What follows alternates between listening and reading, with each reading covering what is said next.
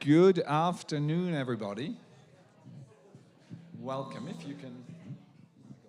we can slowly take our seats. There'll be lots of opportunity to continue chatting after the debate when we move downstairs for a little bottle. So, welcome everybody. Welcome to the Nuts House, which the Nut House, IRC's new home. I think this is the first event we've done since we moved in here, so that's really exciting, and it's the first of these debates that we've done, I think, in at least 6 months, maybe 9 months, since the start of last year in a new venue. So if anyone wants to visit later, the IRC's newish office is up on the top floor, and we've been really enjoying being in this fantastic new building. But so welcome all of you. To anyone who don't know me, my name is Patrick Moriarty. I'm the CEO of IRC, who are hosting you along with DGIS for this debate, which these occasional debates we do normally every kind of quarter or so. And at the end, I'll reiterate the call we always make, which is if anyone has something that they'd like to share, to discuss with the water, sanitation, hygiene, broad water community in The Hague, this is one nice opportunity to do it. And I think today we're together to talk about the new framework, the new monitoring framework that's been developed by our colleagues in IGG, the new results framework, in fact, for the whole water portfolio. So I think I'm certainly looking forward to that. I'm based in the UK. I come here about every 5 or 6 weeks, but I thought this was exciting enough to come over for. So I'm really glad the rest of you are here as well. And without any further ado, I'm going to hand over to Steph Smits, who's going to compare us through the rest of the session. There you go, Steph. Thank you, Patrick, and welcome all to this WASH debate. I think it's more than a year since, because last year we had the All Systems Connect symposium, I think, where many of you were attending. So this is now gradually picking up the WASH debates. Also, welcome to the colleagues following us on the live stream. I hope that is going well. I think when I checked with Dee, we almost had 50 participants. I think many more had registered for that. But I think this makes, together with you here in the room, a full house. And I think showing lots of interest in the new results framework of the Ministry of Foreign Affairs.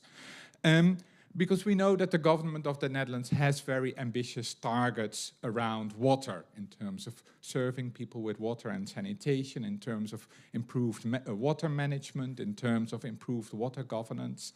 And over the past year or so, the ministry has worked on developing a new results framework because it wanted to improve the way how it is monitoring progress against that portfolio, report that to Parliament, report that to public, and in that, trying to monitor both programs against some of the quantitative targets, but also what is the story behind that targets, the more qualitative results that are being achieved.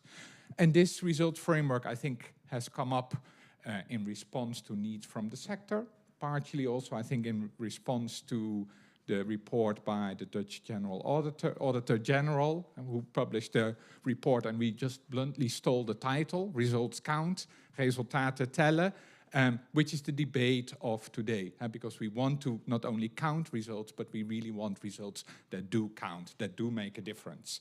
And today we're going to explore in this WASH debate the improvements that have been made in the monitoring framework. What is new, what is different, what is exciting.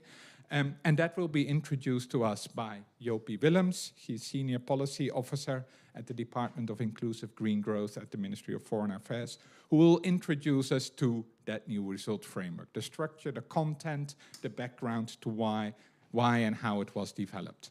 And then we will have 3 more speakers who will show that this result framework is new, but not so new, because many of the elements have been applied already by different partners of the ministry. We will have Mireia Tutu-Sailes, who will present the experience of the Waterworks program in measuring access and service levels and improvements in that in in terms of water supply. We have Liesbeth Wilschut, who will present how the Blue Deal is monitoring improvements in water resources management and water management. And Maarten Kuiper from AMREF, who will present how AMREF in its different programs is measuring improvements in water governance in the enabling environment for water supply. And after that, we will have a panel discussion between the 4 presenters and between you as an audience, where we jointly can explore what is new, what is different, and what does it mean. This debate is not to question or critique the new framework. The framework is a given. We will all have to work with it. So if you are here to say, well, I don't agree with indicator 2.5.b, then this is the wrong debate. This is here that we all can work and learn how can we apply this framework in our work, in our programs that we do. What does it mean? What does it imply? How do we interpret some of these indicators? So that will be a bit the focus of the debate. And yeah, we are here to then answer the questions that you may have, some suggestions, comments that you have on applying that framework. So that is also then a call to you. So whilst listening, make note for yourself. What is new? What is different? What is exciting? But maybe what would be challenging in your programs to apply, so that we can bring these ideas and these insights back into the debate. So that's a bit the setup for the afternoon. Now let me introduce the first speaker, Jopie Willems, as I said, Senior Policy Officer at the Department of Inclusive Green Growth. She joined the water team at the Ministry of Foreign Affairs 2 years ago and is, amongst others, responsible for a big portfolio of the Blue Deal, Waterworks, the Fund Sustainable Development, and the Dutch Risk Reduction team. Furthermore, she is the monitoring, evaluation, and learning focal point within the water team. So, Jopie, over to you. Yes. Thanks, Steph. And good to see so many people who are interested to learn more about the new water results framework here in the room and also online.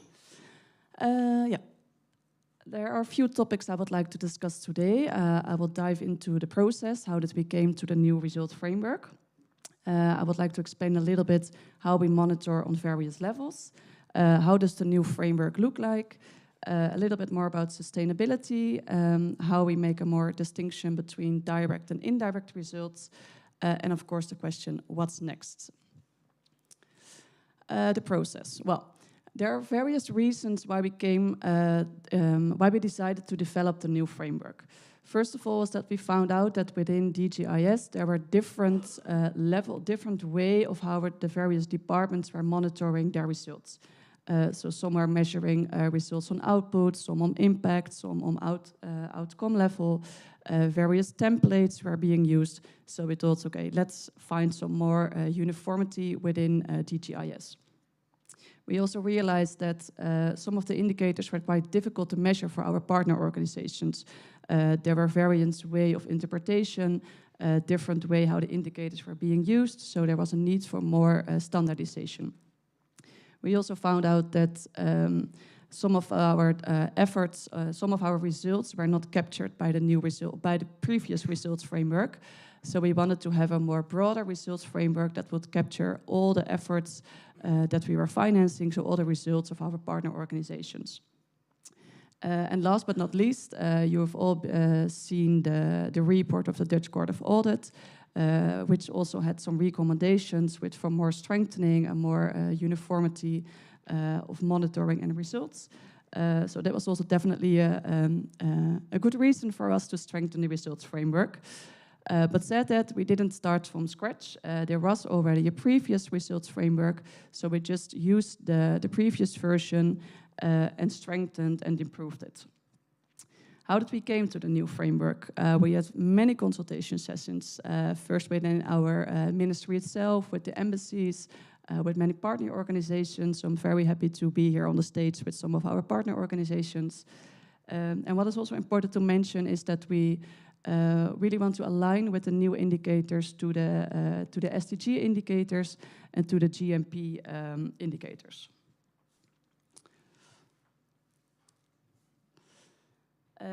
What is also good to inform you is that we are monitoring on various levels.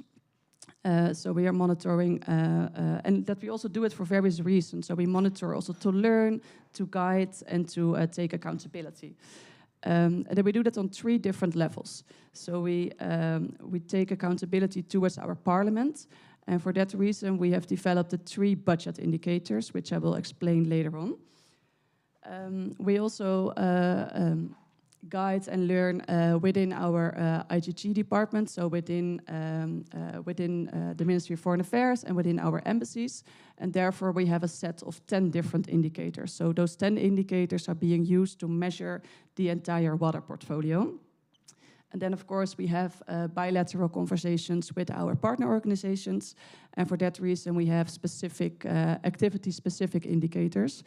So those are not part of the indicators you will see here on the screen, but those indicators are being used just to track individual progress of one specific intervention. And those indicators are being used, of course, in the yearly reports. But apart from that, it's important to mention that, of course, we also monitor and we guide and we take accountability through evaluations and to field visits, for example. Well, then, how does it look like? The screen is a bit small, but I can definitely share the PDF document with all of you. But what is important to mention here is that we have made a division in 3 result areas. So first of all, we have the WASH result area, which is about drinking water and sanitation. And we have 2 budget indicators for the WASH result area. Then in the middle, you can see the result area for water management. And in water management, we focus on IWRM, we focus on water efficiency in the agriculture, and we focus on water governance. And also for this result area, we have 1 mandatory budget indicator, which is divided into water governance interventions and physical interventions. And then we have the very new element of this result framework, and that is the enabling environment part. And in this section, we are measuring all kinds of results that are not being captured in numbers. So we are not calculating people or hectares, but we are more focusing on the qualitative result. So we have developed, based on the IRC building blocks, we have come up with 6 different result areas. And through these result areas, we are measuring in a qualitative way things such as things that are strengthening the system. So, for example, market development, financial leverage, empowerment of marginalized groups. All those kinds of efforts are really important to the Ministry of Foreign Affairs, but it's difficult to measure or to monitor them to an indicator. And therefore, we've developed learning and result questions to measure them. So this is the very new element of the framework. What is also new in the framework, and I will dive into that a little bit later, is the more clear distinction that we make between direct and indirect results. So those are just a sum up of the indicators that we have. And we've also developed a document, the methodological notes, a 40-page document, which explains all kinds of details about how the indicators could be used. Then on the next page, you can see the next part of the results framework, and there you can also see indicator 10. That's one of the mandatory budget indicators again. Number of people reached with physical interventions, and number of people reached with water governance interventions. So just to highlight again, those 3 mandatory budget indicators are reported on to the Dutch Parliament every year. So all partner organizations are requested to use at least those 3 budget indicators. Apart from them, each partner is requested, if possible, to provide data on the other 7 indicators. And apart from that, we have, of course, the activity-specific indicators that are only relevant for that specific intervention. Then I thought it would be good to dive into sustainability a little bit. Because sustainability is really a key element for the Ministry of Foreign Affairs to ensure that all activities have a long-lasting and sustainable impact. So it should be addressed within the project design, within the project implementation, and within the monitoring phase of an intervention. And the expectation is that at least for 15 years, each result should remain in place after the intervention has ended. And to reach that, we expect that each intervention will develop a sustainability analysis and an exit plan. And because time is short today, but in the methodological notes, you can find much more information about those exit plans and the sustainability analysis. Then a bit more information about the direct and indirect results, as it was also a recommendation of the Dutch Court of Audit to make a more clear distinction between which results are being reached directly and which results are being reached indirectly. Important note to mention is that both results are equally important to the Ministry of Foreign Affairs, but it's important to keep them strictly separated, so not to sum them up, but to be clear what the indirect and what the direct results are. So direct results are results that are achieved with an activity which is funded directly by the Dutch Ministry of Foreign Affairs, such as, for example, people benefiting from a new water pump, people who got access to a loan from a bank and therefore have been able to provide themselves with wash services, for example. Those are all direct results. Indirect results, as said, are equally important, but those are more difficult to attribute to the Dutch funding. So indirect results, for example, I didn't write down an example, but those are mostly reached in results area 3. So in the enabling environment part, we expect that most of the indirect results are being reached there are indirectly. And then the main question, what's next? What is expected from our partner organizations? And therefore, I'm really happy that we have 3 of our partners here on the stage who will give some more explanation and experiences how they will use the framework in their own work. But we have two ways, two tracks that we follow. First of all, we have new activities. So new activities that will start later on this year, next year, year after, with funding from DGIS. Well, therefore it's easy. We just expect that that we will develop the monitoring framework together, and that at least as much as possible of the MFA indicators will be used in the MEL structure of the partner organization. But then, of course, there are many organizations who are already receiving funding from either IGG or from an embassy, and we already have a monitoring system in place. And for those activities and those organizations, we will just like to have case-by-case discussions to see to what extent this new framework, so these new indicators, could be adjusted and included in the existing MEL structure of the partner organization. And we also believe that the midterm review could be a good opportunity to strengthen the existing MEL structure. Thanks. Questions later on, I think.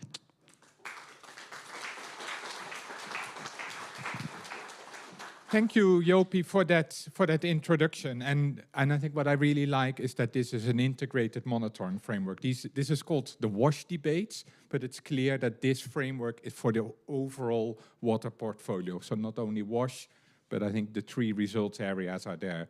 WASH, water management, and water governance, I think very clearly explained. But now we will dive into the first results area a little bit more, where Mireia Tutu-Saus will introduce us how that is being monitored in the case of Waterworks.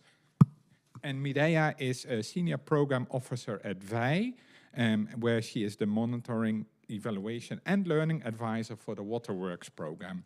She has over 12 years of experience in water supply and sanitation, particularly in the fields of water governance, organizational management, and finance. And she has a PhD from the University of Amsterdam in public administration, where she researched the commercialization of public water utilities. So we'll get the utility perspective on measuring progress against the SDGs. Thanks. Thanks, Steph. And thanks, Steph, and everybody for inviting us to present today. We're very excited because I think that having finally the methodological notes on paper has given us a lot of confidence that everything that we have been thinking about in the past is finally shaping up nicely. So I didn't print my presentation, so I have to look at the screen. I'm sorry. So Yeah, for those of you that are not familiar with the Waterworks program, the Waterworks program is a joint program of the Dutch, the 10 Dutch drinking water companies, together with, at the moment, over 40 water utilities abroad, mainly in Africa, in Asia at the moment, partnering on the basis of water operator partnerships, which is basically, it speaks to peer-to-peer support, where us from the Netherlands join forces with a partner utility abroad, basically on the same issues and the same topics. And we do that on a long-term partnerships basis that comes back later. Eddie, if you can move on. Yes, so I make emphasis on the long-term partnerships because this is a recurring topic also in our work, and also because the Waterworks program started already in 2017, where during phase 1 we worked on setting the basis of trying to bring about knowledge and processes, having things in place to be able to then help partner utilities in their ambition to improve their performance and their operational turnaround. Currently, we are in phase 2, where we're trying to accelerate those results, and hopefully in a phase 3 ending in 2030, we can solidify the results already in place. And one of the main ambitions of Waterworks is to contribute to the realization of first-time access or improved access to water or sanitation services to an additional 10 million people. And I would like to also stand still a little bit on the image to the right side, because Waterworks, in the past we have made a lot of effort, we put a lot of effort in realizing access, so realizing that last mile and making sure that people had access for the first time to either water or sanitation services. But actually the program of Waterworks stands also very much for realizing, and what we invest and we put a lot of our effort and a lot of our time is also making sure that once the access is realized, that also the operations behind everything that happens from the source to the tap, everything that happens through the production, through the distribution, also is taken care of. That everything, so for us, it's equally important to invest in access as well as in maintaining the service levels of that access. Sorry. So it's our ambition of Waterworks to, if it was up to us, it would be our ambition to always realize the highest standards possible. And that's, in SDG 6 language, would be realizing safely managed access to either water or sanitation. And we do that then, for us to do that, we will be required to invest in both infrastructure to realize in first-time access, as well as simultaneously also investing in service levels. In order to do that, we have to make sure that water is available on premise, that is available when needed, and that is free of contamination. And that's also captured in our measuring, in our results framework, but as well as in the new methodological notes of, the measuring framework of the ministry. Yeah, I think we can go on. Unfortunately, I think, being realistic, we are not always in the position or in the possession of financial needs or the in the conditions that we work and our partner utilities work to realize these results, to realize safely managed. When that is not in our reach, then we do make an effort to invest in first-time access, in investing in the infrastructure to bring water and sanitation services closer to those that are in need, and that we do that by bringing network closer to households. When not possible to connect them at home, then building kiosks, the traditional basic type of access. Also, we make an effort of bringing water closer to people by just building yard taps where possible. But we are not able to guarantee that our investments in access in the infrastructure type, in accessibility, will lead to safely managed, because we know that the services in the areas where we work do not always comply with the requirements of safely managed. They are not either available when needed, water is not available when needed, or it's not of the right quality, it's not drinkable. For simplification purposes, I talk about water, but we also work on sanitation, but I think it would be too long to describe both. Also, at the level of basic, we also have done a lot of work at schools and health centers, where for ourselves we reported as basic. These results are reported to the ministry, to DGIS, as basic when they are. But I want to make clear that at the moment, they are not being included in the further reporting to parliaments, and they do not contribute to the realization of the 10 million ambition of the program. Having said that, we keep on reporting them because we think it's also a legit achievement of the program. Yes. Now, then in this category, in the transition from phase 1 to phase 2, we also, with the realization that we were not just working on access and that we wanted to value also everything that is before access is realized or before everything that happens in the production chain, so to say, of water and sanitation. In the lead to phase 2, we developed a new category because we want to, as I said, give value and give more weight to all the interventions and all the money and all the time and all the energy that is put also with partner utilities in realizing or in sustaining the services to people that have access today, but also people who will have access in the future. So for that purpose, we have developed our own indicator that is not included in the framework of the ministry, but having said that, we feel that it's very representative of what the program stands for. And it's a little bit of working in between the scales. It's not basic, but it's not safely managed yet either. It's somewhere in between, but we want to also give it credit for what it is. So what I'm describing here is all the investments that the program is financing in that chain. What happens before access is actually, before water reaches a user.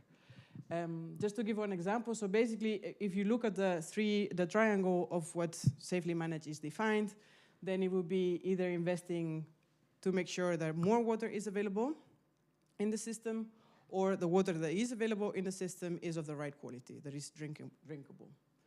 Just to give you an example, for example, water available in the system would be a normal intervention in that case of the program would be investing on borehole regeneration, boreholes that already exist but have fallen in decay.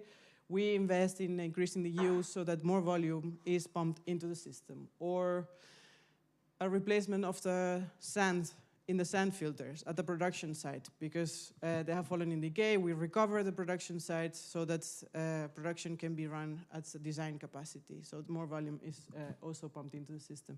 A traditional non-revenue water, for those of, I think everybody pretty familiar with the concept, but basically repairing leakages, making sure that the water that is in the volume actually reaches the end of the line.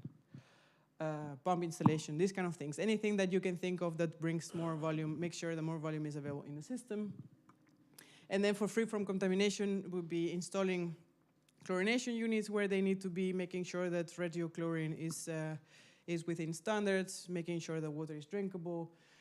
A small fluoride removal unit, making sure that fluoride, which is very damaging to small children and to all of us, but specifically to more small children, is also removed from the drinking water. This scope would be, ideally, in our program, we would want to invest in one of these three, and then making sure that then we have reached safely managed. That's our ambition.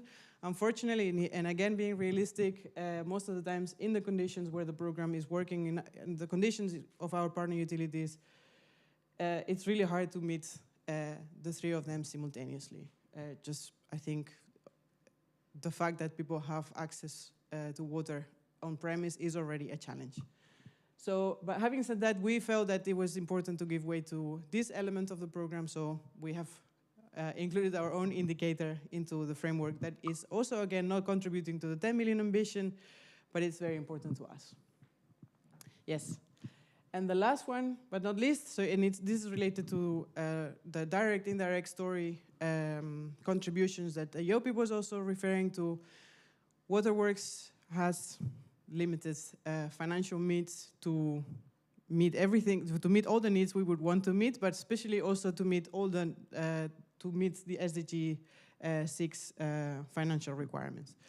So Waterworks has been working together with partner utilities in assisting partner utilities in any of the very many steps that are required for a partner utility before they're able to close a financial agreement with a financier. So we step into many of these steps, for example, financing pre-feasibility studies, assisting in the design or the assessment of the designs carried out by a consultancy firm, for example, accompanying the partner utilities where possible in order to help them to mobilize additional funding so that they can realize their results.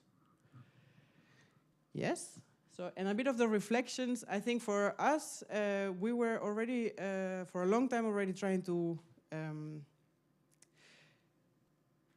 quantify basically our results, and I think that the way of quantifying, in a sense, it does allow the program to make very clear, to quantify very clearly our mission and our goal, and I think it speaks to the ministry, it speaks to us, it speaks to Dutch water utilities, but it also speaks to the objectives of the partner utilities. So it's for us something a simplified story, but it helps to bring about our story. And also the indicators that we have invented for ourselves, so to say, that do not yet are reflected in the framework, but we feel that being able to speak in these terms and to quantify it in these terms, to be able to speak in figures, has enabled us to bring about these stories, to collect these stories in a way that we can say, this is what we do, actually. We are working also in operations, we work in access, we make sure that of the long term. Now, challenges, I think important also, this system is heavy on the numbers, and being heavy on the numbers also comes with a very heavy administrative process behind, but we also feel that it's important to be, as we are increasingly more accountable and we need to be more transparent about what we do, we take it as something that we have to do. I think that the new framework presents a lot of opportunities to us, especially for being a capacity development program mainly. The result area number 3, enabling environment, it gives us also the opportunity to discuss also issues, for example, knowledge development, regulatory frameworks, capacity building, that are activities that the program is also funding. But I think that the challenge ahead of us, for our program, is also trying to find a definition that works across the board. It's universal for all utilities, for all regulatory frameworks, in a way that makes sense to them, so that we can also consistently collect information and that we can consistently give information to the ministry on a regular basis. Thank you.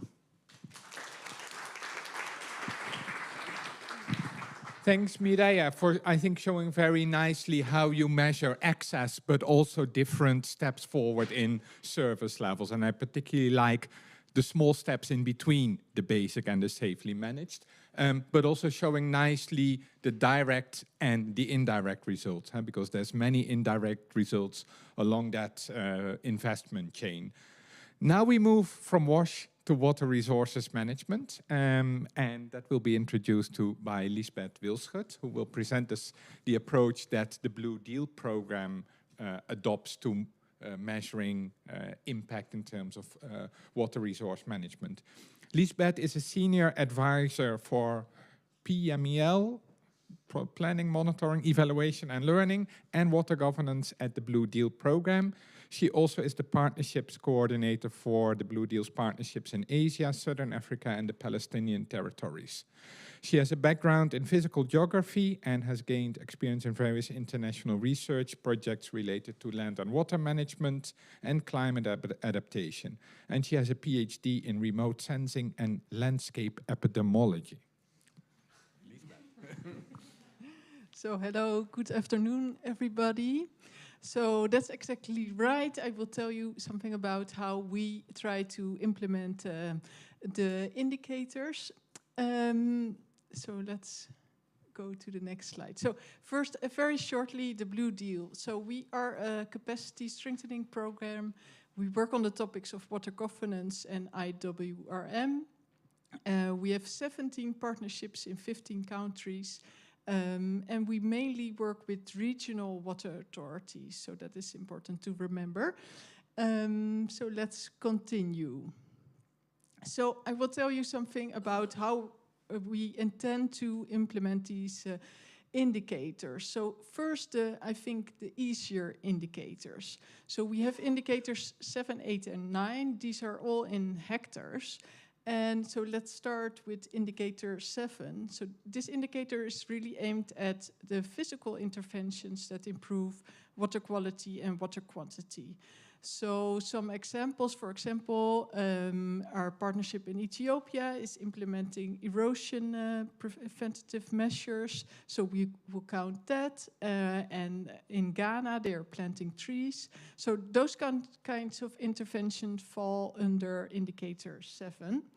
And then indicator 8 is already a little bit more difficult, I think, because this is about the number of hectares, but then about water governance interventions. So what are we aiming to do here? We have our partner abroad, which is a regional water authority. So we will take the water management area that our partner is responsible for, and we will count that number. But then, of course, you can only count this number once. But I think it will give some insight into what you can imagine if you have a very large area, maybe your impact of your water governance interventions is larger. So I think you should see it like that. So that's 8. And then 9, I think for the Blue Deal, this will be a small category, but this is really about restoring wetlands or water systems. So for the Blue Deal, this is a small category. 10A is basically a translation of indicator 7. So, but since it's also a small category and since time is a little bit limited, I will go to the more difficult part, which is this. So that's about indicator 10B. So I will read it to you. So this is the indicator. No, I cannot read it on that screen. So this is the indicator that tells us the number of people reached with water governance interventions. So this is really the core of the Blue Deal's work. So we have 17 partnerships, and I think all of them will contribute to this indicator. So it reports the number of people reached. So the big question is, how are we going to estimate this? So first, some considerations about this. So we're talking here about water governance interventions that reach people. But then you can think about this. You want only to count people that truly benefit. So you would expect to see some changes on the ground. But on the other hand, this indicator is about water governance interventions and not necessarily about physical intervention. So I will just leave this for you to ponder, that this might be a bit of a paradox. And then some other thing to consider is that changing the water governance, changing institutions, changing the financing system, of course, these are very long-term processes that will take time. And you may have very positive water governance interventions. For example, you would have made a far better IWRM plan, but it would not yet result in changes on the ground. So that is, oh, maybe we can go back a little, yeah, thanks. But so what I wanted to say is that I do think it's useful to have intermediate results to be able to steer. Because, for example, if we do have very good results in improving water governance, you do not want to wait for years until you use them to steer. Let's say you have a partnership that is progressing very well, then maybe you want to add more capacity to it or more money. And a last consideration, I think, is that we work on a regional level, but of course our true impact, what we truly accomplish, is very dependent on the context. For example, you might imagine on a national level, there are large political shifts that may undo your work regionally. So putting that all together, we thought, okay, let's develop something that that allows us to measure our progress in the water governance. So that is what we did. We made a water governance assessment. And so you see it here. This is a tool. It's a self-assessment tool. It has 71 questions. Basically, it's a one-day. You can do it in one day in a group discussion, and it includes the wider context than just the partnership's goals or just the partnership's ambitions. It really includes questions also on a national level. And this water governance assessment is based on the OECD water governance principles. And this assessment, well, we made it basically to promote learning, to promote reflection. It's done every 2 years. But of course, it's also made to be able to estimate our progress in water governance. So I will just show you one result. For example, partnership Ethiopia. Yeah, thank you. Eswatini. So on the horizontal axis, you see these water governance principles. For example, we have data information, let's say, and on the y-axis, we kind of have a water governance ladder, which was actually inspired by the JMP ladder. So the bluer, the better the water governance. So of course, we hope to see in the coming years, every 2 years, a bit of an upward wave of change in the water governance. And then maybe now the next slide. Yeah, thank you. Still, it's now difficult. How do we translate this to a number of people? Because it will remain an estimation. So how do we intend to do that? We will take the relative progress for each partnership in water governance as estimated by this tool. We multiply it by the number of inhabitants that is in this water management area that our partner is responsible for. And then we will use a contribution factor, which is to account for that, of course, there's multiple layers of government working on water governance. There's multiple programs, there's several NGOs, so we're not the only one. So we need some kind of contribution factor. And then lastly, we have said, okay, let's take a threshold value that the progress in water governance must meet this minimum value. Otherwise, we won't take that into indicator 10b. So that's, I think, how we are planning to estimate our impact. And now maybe let's go to the next slide.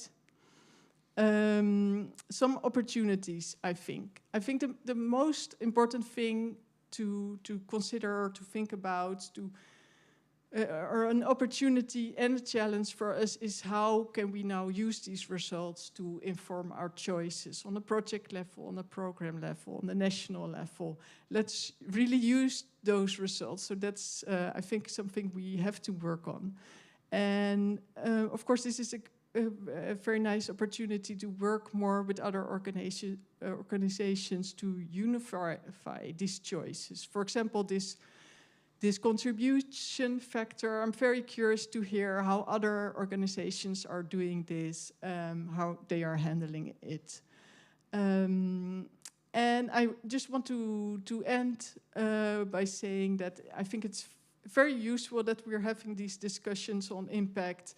And let's be really honest about our true impact so we can make the right choices. Okay, thank you.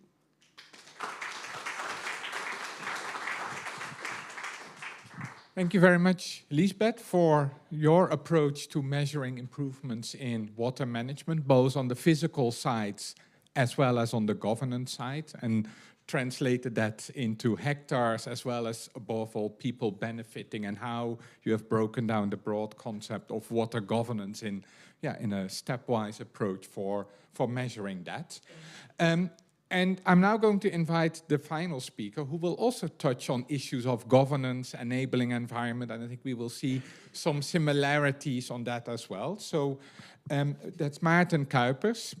He will present the approach that AMREF is taking in 2 of its programs for measuring progress in that enabling environment. And Maarten is a manager for programs and expertise at AMREF Flying Doctors, with 15 years of experience in monitoring and evaluation in an international development context, and particularly in the water and sanitation sector. He has been a key actor in the monitoring and evaluation and research agenda on several DGIS-funded programs, such as the WASH SDG Consortium and DGIS DSO civil society programs. And he has a degree in international land and water management and international development studies. Over to you, Maarten. Thanks, Steph. And my topic is the last broad enabling environment with the quantitative, not the quantitative, but the qualitative results that are all lumped together in results area 3. And although it may be new to the framework, it's not so new to us, and I think not new to you, although it was never reported to the ministry. So it's a good opportunity to see how that promotion in this result reporting looks like. And for that, I was thinking about, largely also in the sector towards the ministry, but also in the NGOs, etc., there is a large focus on the quantifiable results on the service levels. And there is, of course, these service levels don't happen or are not achieved in isolation from a larger context. So my mind map looks a little bit like this, that the bullseye here is the service levels that you want to achieve, but it operates within a larger context, the circle, and you interact as a program with that enabling environment, with that context, and try to influence it to strengthen the program, to strengthen the sustainability of the results achieved on your service levels. But how to now measure and how to count in that system change that you try to affect. And for that I have, I have another slide first, which is about the fact that largely there seems to be a rough hierarchy also of result areas where you see the service levels, according to the JMP, being top number 1 in where all the efforts go. A lot of, like Mireia said, a lot of efforts and budget goes to measuring and monitoring the service levels in the surrounding. But next to that, there is, of course, an increased attention towards the system indicators, as they are a prerequisite of achieving service levels outcomes. And in the last years, we have seen, of course, the sustainability clause and the sustainability checks therein, looking at the long-lasting change that you want to see as a result of your work after closure of the program. So we have 3 types of result areas with 3 types of glasses and focuses on. And with the new framework, as we will see in a couple of slides, there is a promotion and some aggregation going on. And in the next slides, I would like to take out 2 cases or 2 examples of how we have been measuring system indicators in sustainability check and how it refers to the new framework of ITG. Start with the first one, which relates to indicator 3.5 on the market development.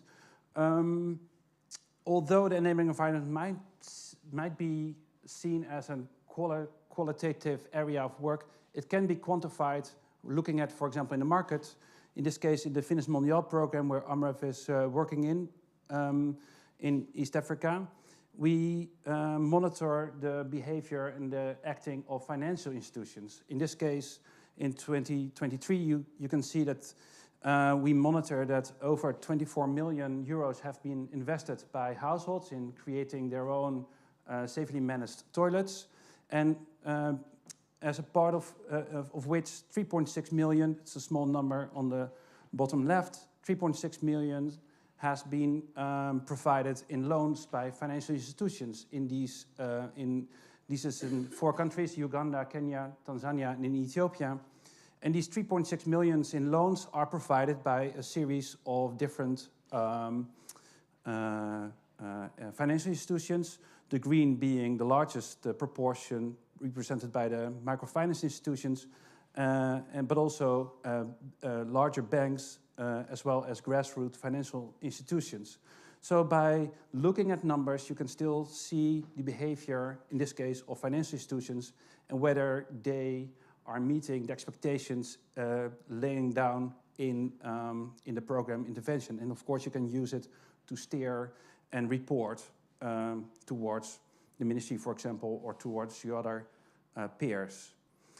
Let's take a look at another example on the sustainability check, where you probably, as you're all IRC fans, you're probably familiar with the FEEDS dimensions that we still use to look at either the service authorities as well as the service providers. So we disaggregate between the two large groups of stakeholders in the enabling environment. And by looking at each of the pillars, we have operationalized that in a couple of indicators that then is further operationalized in questions to entrepreneurs, government authorities, civil society organizations, and the likes.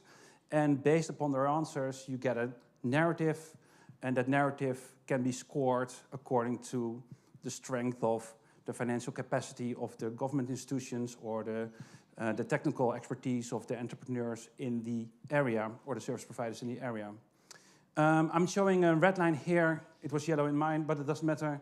I'm showing a red line here, pointing out that not so much as a threshold, but the same kind of threshold that Lisbeth was referring to as a reference material to show this is average for whatever it means, because it's not actually about the scoring, as we will see in 2 slides from now.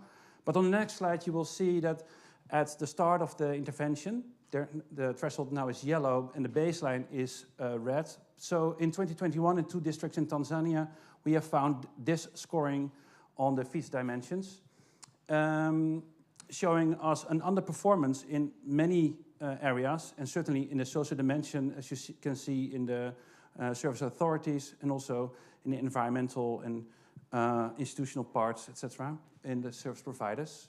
Last year, we did the midline survey. Yeah, go ahead, Dee.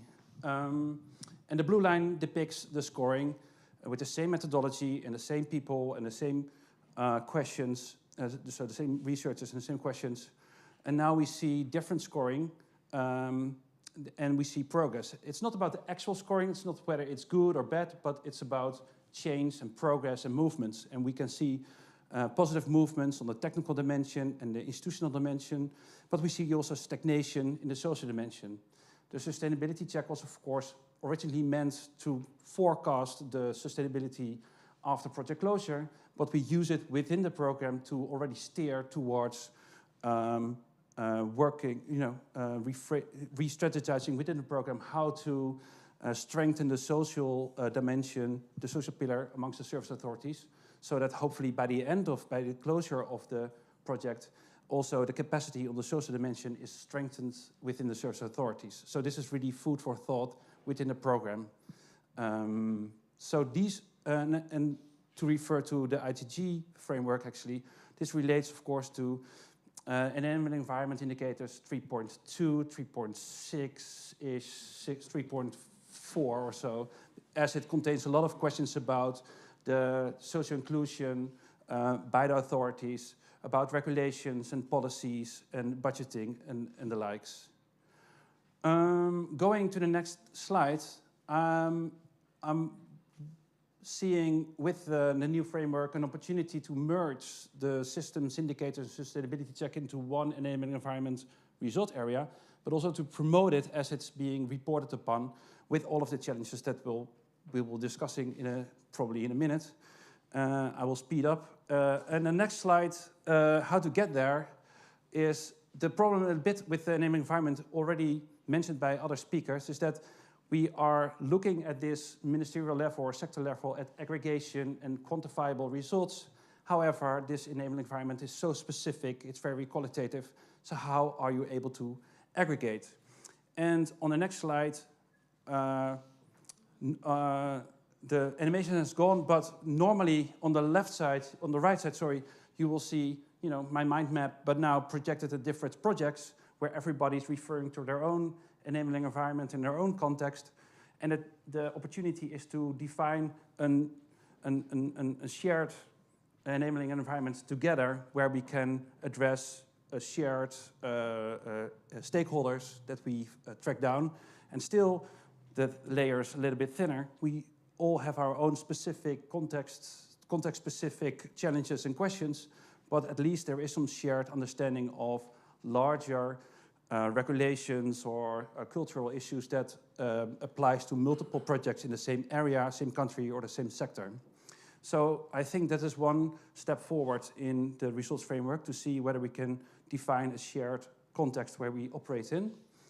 And on the last slide, I have some ideas going forward, which I will just briefly show. You can read it yourself, but it's about seeing where is the quantifiable opportunity and how can you quantify qualitative information that also Lisbeth showed for the Blue Deal, but also with the enabling environment, it's possible to inform quantitative scaling based upon qualitative information.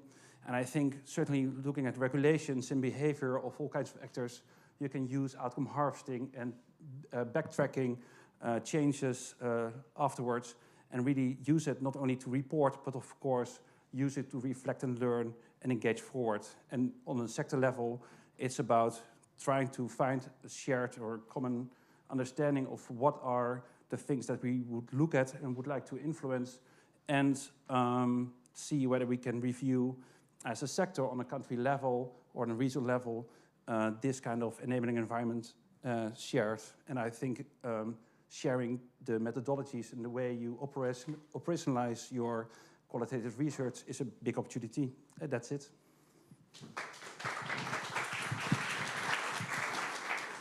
Thank you, Maarten, for showing two examples of how at program level you have measured progress in the enabling environment, showing both the quantitative side in terms of the market development and the qualitative or the semi-qualitative side on the sustainability checks, but also I think already giving some ideas on how we tackle particularly, I think, that third group of indicators. What is the best way of doing that?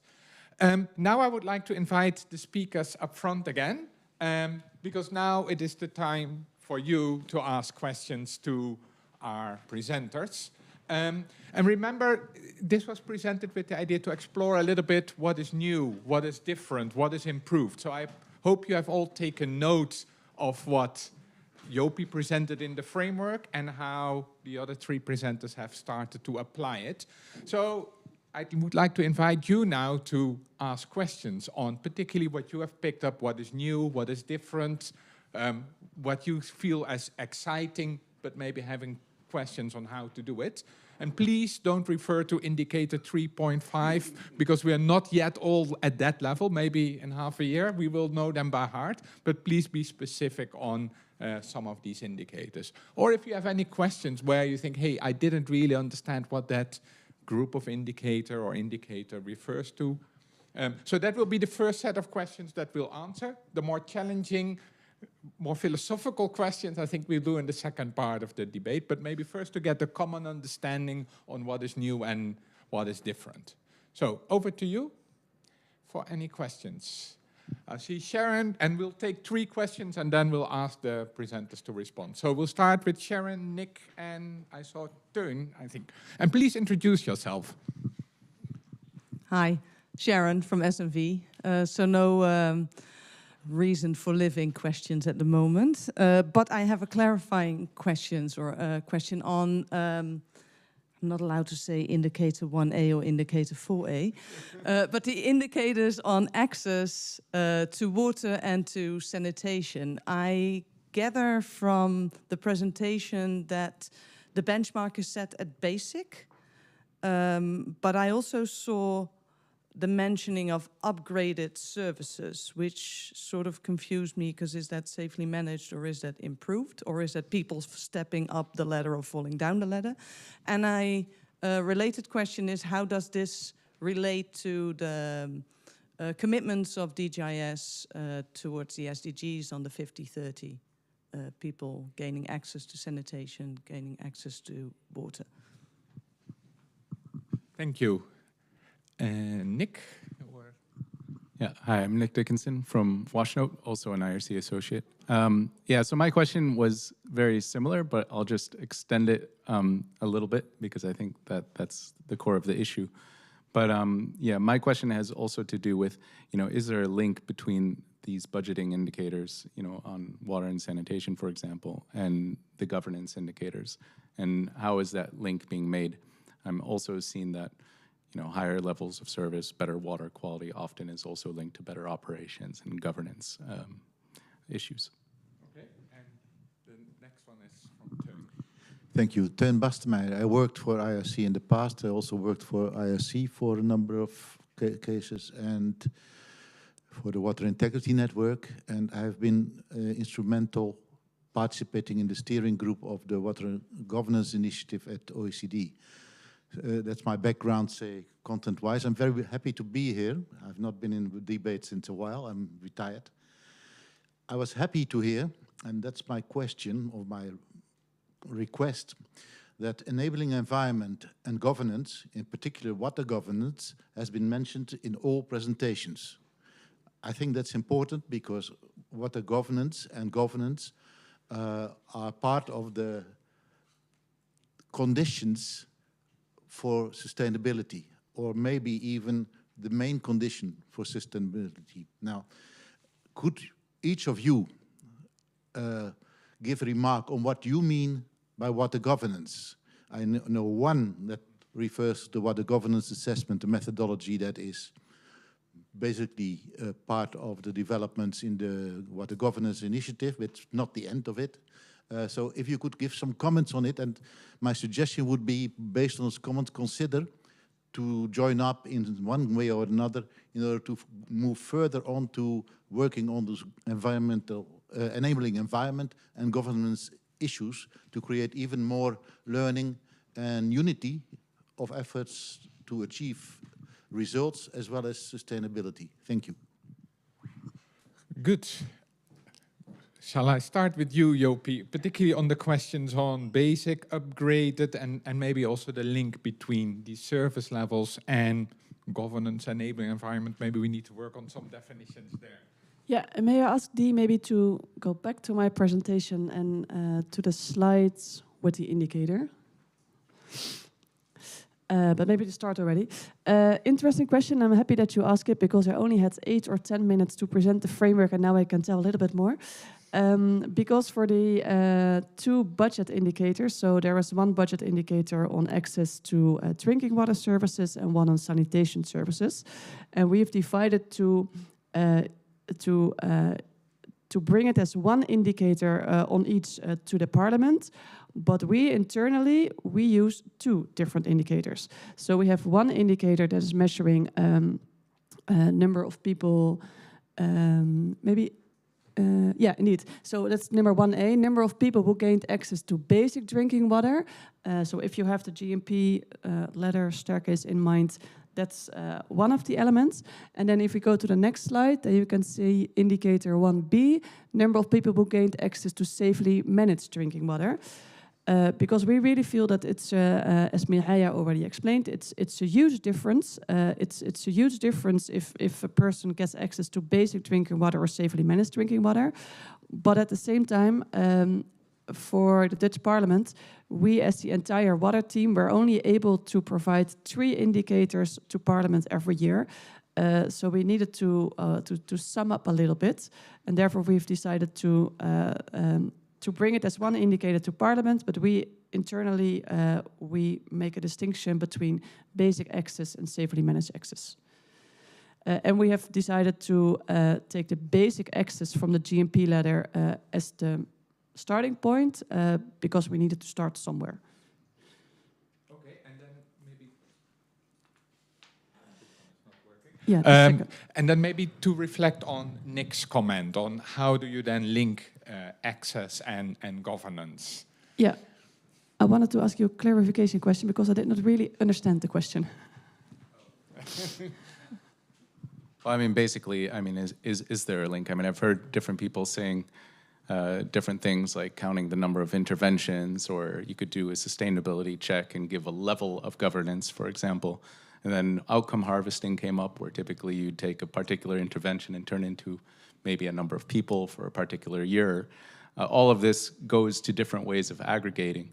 And often one wants to see a number or a progression somewhere. And so if that isn't somehow linked to services, is it just the intrinsic value of, you know, what is the final goal of those governance indicators? So is there any attempt in this framework to actually make that link, or is it just implicit and assumed? Yeah, difficult question. I think there's definitely the intention to make the link, but at the same time it's very difficult. And then I'm going back to that we only have 10 indicators to measure the entire water portfolio, while we are funding so many different programs with so many different results and kind of activities. So definitely there's the intention to link the water governance results to, for example, the enabling environment results, but not really one by one, if I understand the question correctly. Yeah, so they are measured separately and monitored separately, but the linkages, how are they explored? Is that a bit your question, Nick?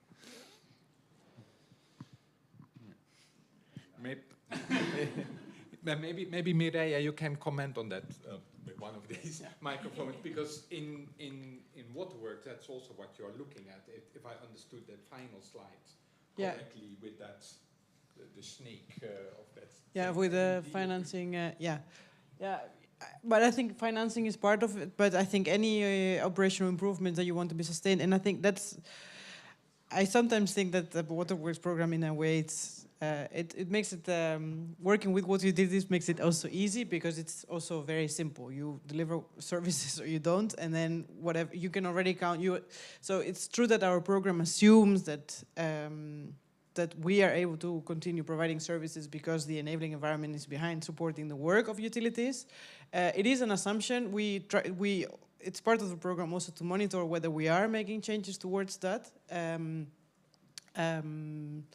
But what I wanted to say, so yeah, that in our case, it's actually very, it's a simplified story, but we cannot do one without the other. So we do monitor them separately, but we assume that they contribute to one another. So if our access and our operations would not work, then it's also the entire system around it is not functioning properly. He wants to. Yeah, and maybe it's because this, I think, is also useful then to start responding to Teun's question, like how do we then define governance, and do you measure them separately, the access and the governance or the enabling environment, and then you tell the story, or how are they integrated? So how do you define that enabling environment? So for us, again, easy, because we try to limit, and that maybe it's a bit the mentality also of drinking water companies. It's what do we necessarily need immediately to be able to carry out our mandate, and that's in the program we try to look at the most immediate link with the utility, which is, do we have the right support from the board of directors? Our strategic plan is supported. Does the regulatory framework support what we want to achieve? Are we able to basically raise these funds that we need from, say, commercial banks? So it's for us very simple to make the link between is that supporting the actual mandate of the utility? Yeah. Okay, and then maybe some of the others. How do you define governance in your work? Maybe start with Lisbeth and then Maarten?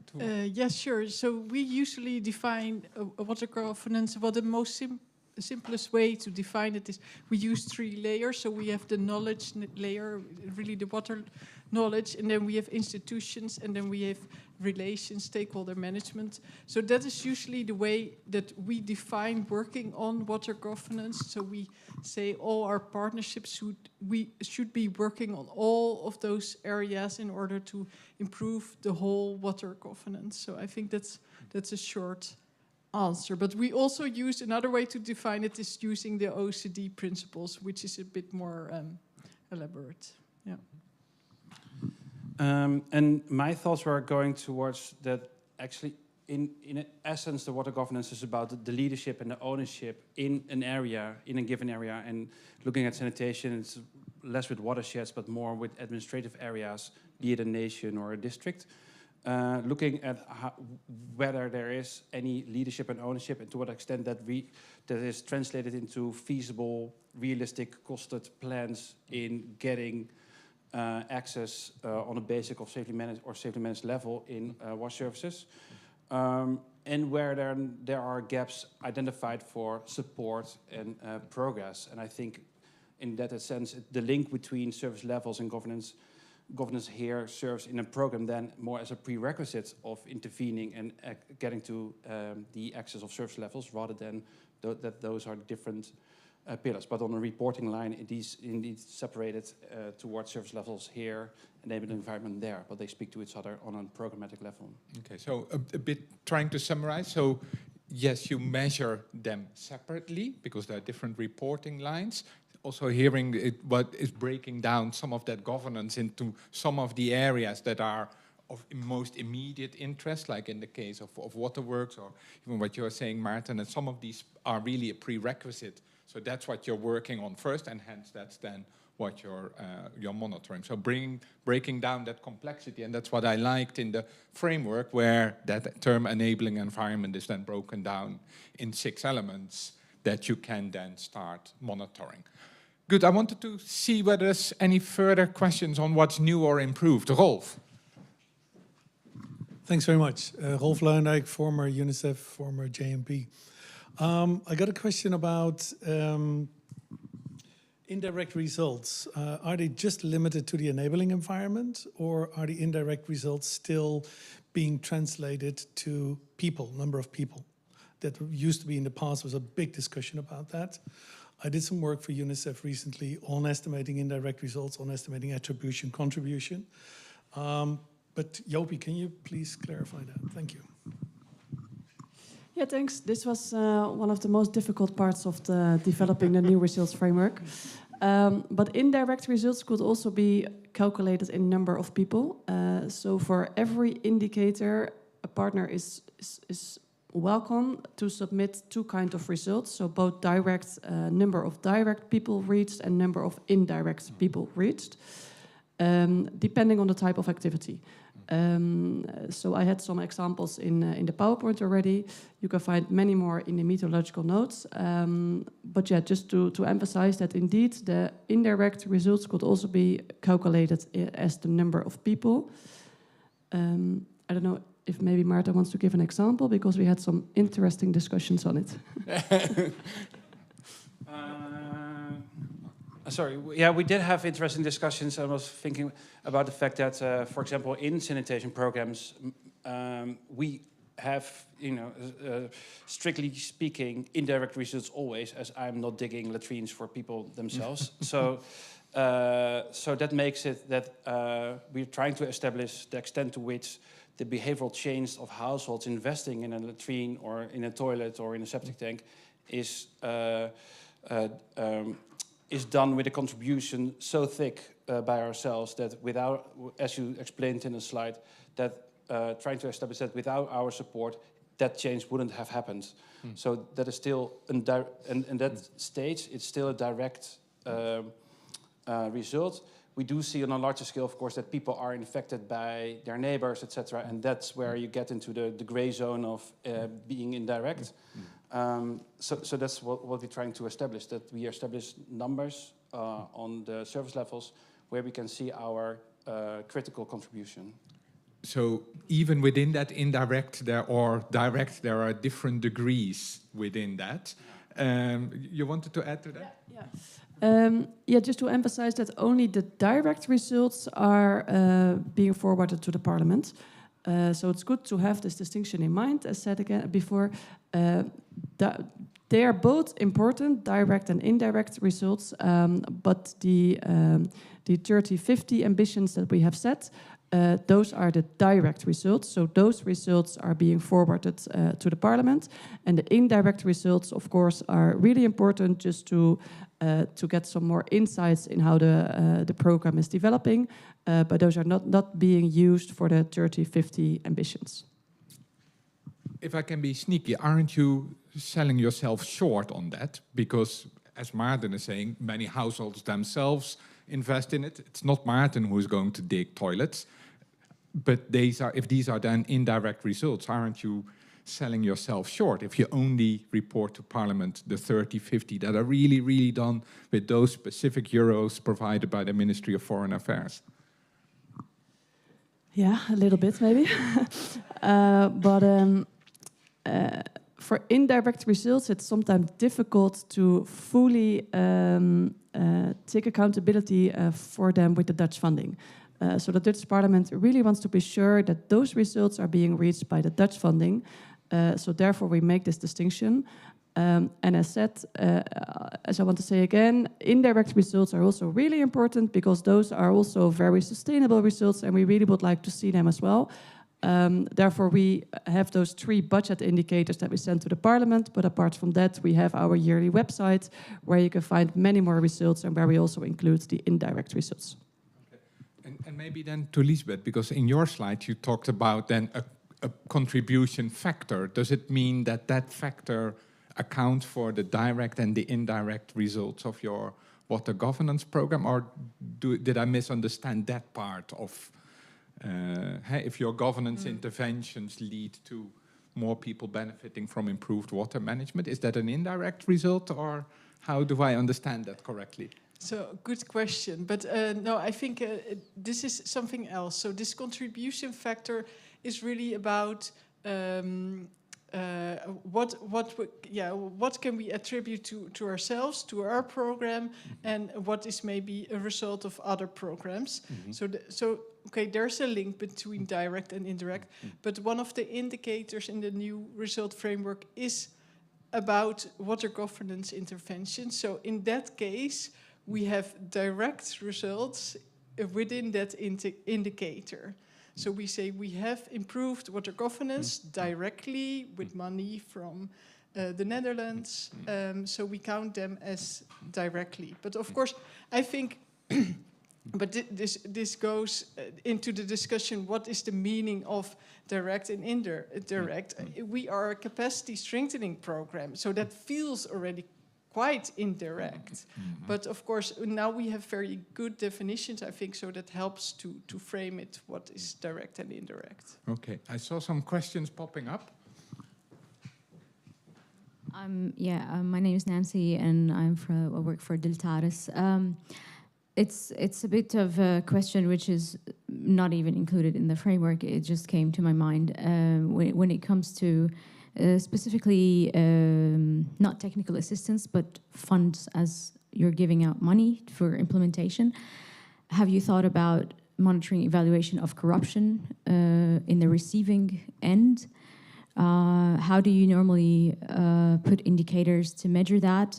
The reason I'm asking this because I was involved in a project where someone proudly came to me from the receiving side saying, I have spoken to the Prime Minister and he told me he could do this for 25% less than the actual cost.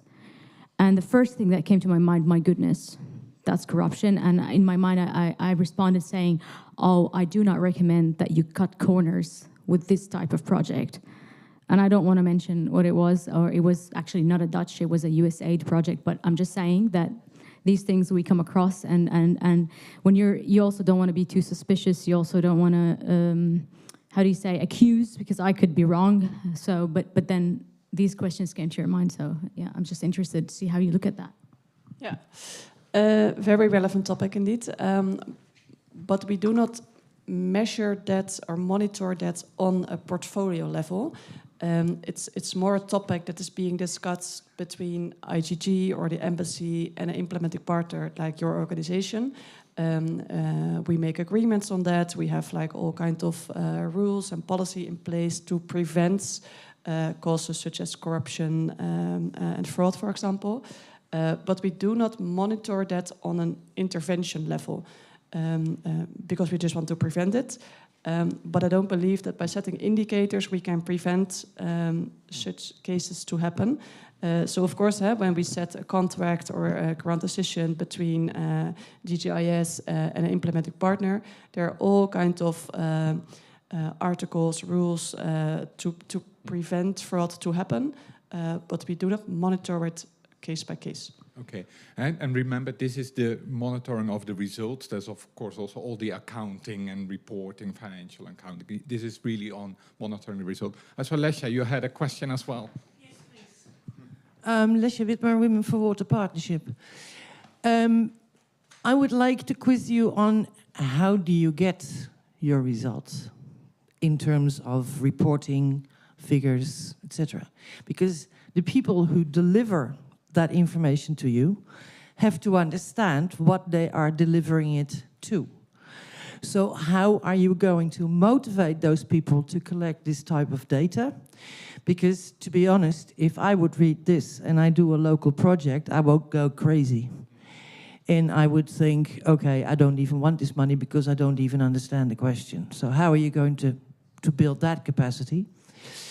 And the second one is, coming back to this direct and indirect, there's a lot of Dutch funding going into baskets or to multinational donors.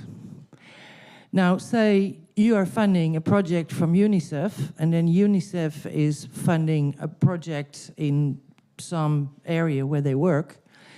Now, what is the direct and the indirect? Is the direct only what UNICEF does? Because that's the money that you are actually paying out of your pocket. Or is the result of the project of UNICEF? Or of a local NGO that they are funding? I mean, it could be 5 levels before it reaches the ground and the project. How are you going to do that? Okay, so a question on what is the incentive to provide all the data, and the second one is how many layers deep. Maybe on the data, I first wanted to ask Mireia whether you could respond to that, because you said it's very data intensive, but you have ways of doing that. How are you motivating the utilities to provide all these data? Again, I think that maybe here we have an easy case, but it's also because, as I tried to explain in the presentation, our results framework is very similar to their own results framework, so there's not much translation needed in our case. So I don't think, okay, you can question the validity and reliability of each and every one of the figures that they provide, but that goes for any regulatory framework, etc. So.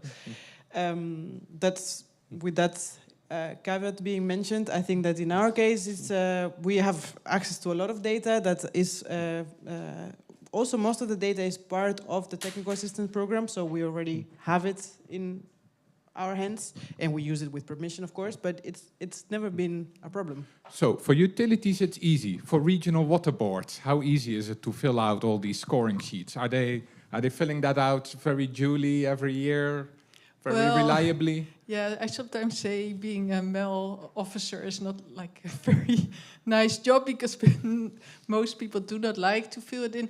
But no, I think in general what we do, I think we try to make it a bit easy. So I think I keep, I do not directly translate this for all the regional water authorities. So, for example, for this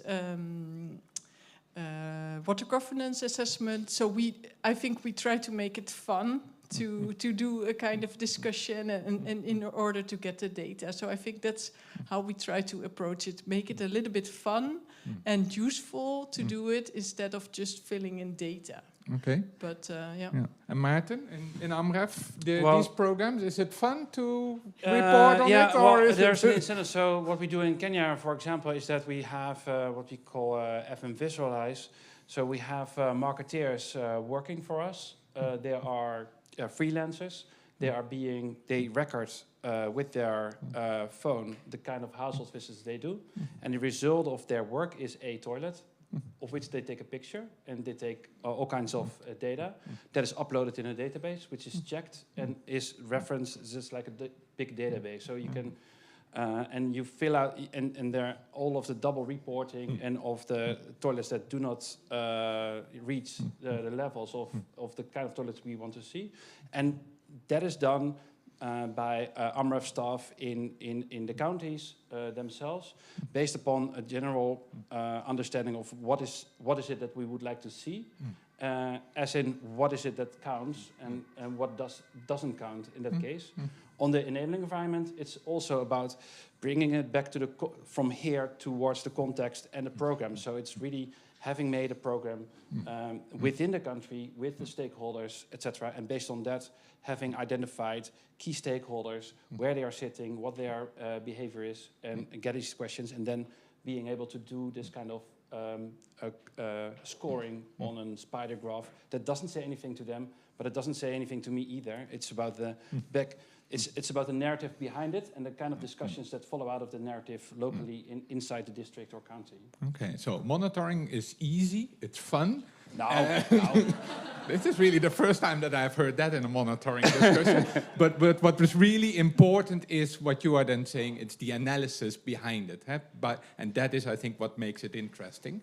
So, Jopi, that should be easy for you now. Everyone says it's easy, it's fun, we can do it, we have the data, so... No, I'm happy that Mireia, I'm happy with what Mireia said already. We didn't develop a completely new framework with completely new indicators. We have tried to make it as easy as possible by alignment to the SDG indicators, by alignment to the GMP staircase, by alignment to the MEL structure that some of our bigger partners like UNICEF already have, just to make it as easy as possible for the people in the field. But I also count on you and everybody here in the room and online a little bit, also to guide your implementing partners and your people in the field to explain to them the importance of the indicators and the importance of showcasing the results you are reaching. Because it is tax funding, and at the end we need to take accountability for the tax funding that we have received by reporting it back to the Parliament. So I'm happy that my colleagues here say it's fun sometimes, most of the time, and I believe it is because it's also nice to show your results you are reaching in a uniform way. Okay, I see that there's also lots of questions coming in on the live stream, and I'm trying to monitor here, but I think what I'm picking up is, first of all, lots of congratulations to the ministry for, I think, a very nice framework and a nice new way of monitoring, and I think also congratulations and commitments of partners to start implementing that. But also with that, I think we are coming to the end of this debate.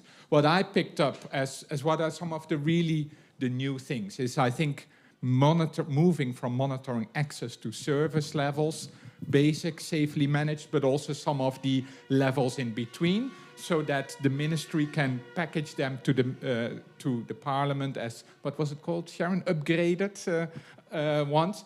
As a budget indicator. That brings them together, but for the more fine-tuned monitoring, partners can break it down in service levels. Secondly, I think we had a good understanding, or first understanding maybe on the direct, indirect, but where at program level you really need to understand what is indirect and direct contribution, and I think we saw some examples of how that is done. What is also really new is that this is an integrated framework for WASH, water management, enabling environment together. And I think the 3 presentations also show that. And I think we increasingly have programs that work on all those aspects. I know Waterworks is working on WASH primarily, but also linking it to water resources management. All programs that I think are working on what Teun, you were saying, governance, enabling environment, making the linkages, monitoring them separately, or reporting, I should say, separately, but so definitely ensuring that the linkages are made at program level. So I think that's also nice that this framework provides the framework for doing that. And then I think what we saw is also what is new is indeed these enabling environment indicators. I think they're all qualitative, so I think they also provide space for partners to contextualize them. And I think we saw nice examples of how that can be done in a quantitative manner as well as in a qualitative manner. And I think as so many organizations are working on enabling environment, I think that provides a good opportunity to report on that. I think there's probably still lots of work to be done on how do you apply it, but I think we also heard that it's doable. Maybe it's not easy, but it's doable. There are data. I think we also saw that the different partners try to engage, provide the data, engage with some of these governance indicators. And I think that's important because that means going from reporting to the donor to actually using the data for monitoring, understanding what is behind it for improvement. That's what I really like, and again, what this framework provides for. And I think these were the points that I picked up as what is new and improvement and provides a great opportunity. And yeah, thank you all, and I hope we can all count on you to making this monitoring framework reality for the ministry. Thank you all.